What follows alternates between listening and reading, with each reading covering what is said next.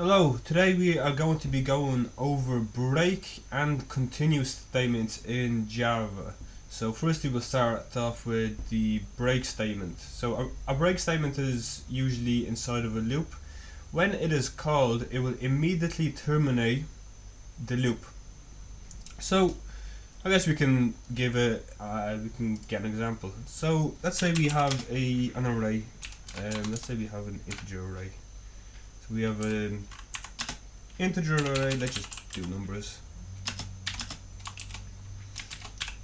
Let's give a few values. Let's do 10, 20, 30, 40, and 50. So I make an int array and I give it a size 5 with 5 indexes: 10, 20, 30, 40, and 50. Now let's say we have a loop. So let's give a loop. We're using the for loop, which we learned last time. Let's say we then just print out x. So this little program will just print out all the numbers in the array, like so. Now let's add in the break statement. So let's say we want the program to stop if it finds the number 30, for example, or let's say it finds the number 40. So if x is equal to 40, we will do this code. And just to show what happens, I'm going to print out break in here.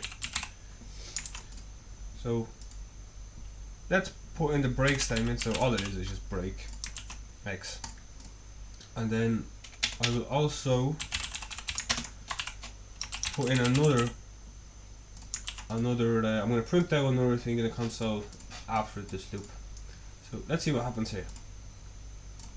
So you can see what happens. So it will go through the first 3 iterations with no problem. It will check if x is equal to 40. So it's not, so it's going to print out 10, 20, and 30, and then when it reaches 40, it's like, okay, so it's 40. You can see we print out break, and then we execute the break statement, and then the break statement it completely stops this loop, for loop. It exits out the loop.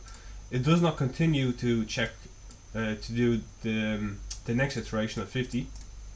It will continue just leave the statement, and it will move on with the rest of its code, which you can see it prints out the finished here straight after the for loop.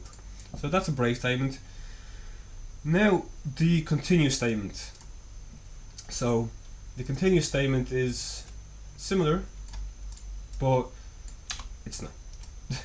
So the continue statement, what it does, it basically just jumps immediately into the next iteration of the loop. So let's say we'll do the exact same actually. Let's just go back. So instead of here, let's just do continue.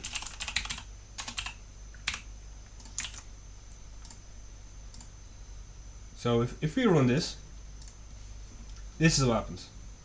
Oh, let me change this to, let me just not even print anything here. So now you can see it will do the first 3 iterations perfectly, and then it will get to 40. And then we'll go, if x is equal to 40, it will just continue. So it will not go into this line. It will skip the rest of the code that's in the for loop, and it will completely move on to the next iteration, which is 50. So that's basically break and continue statements. They're very simple, but they're very, very useful to use. So hope you enjoyed.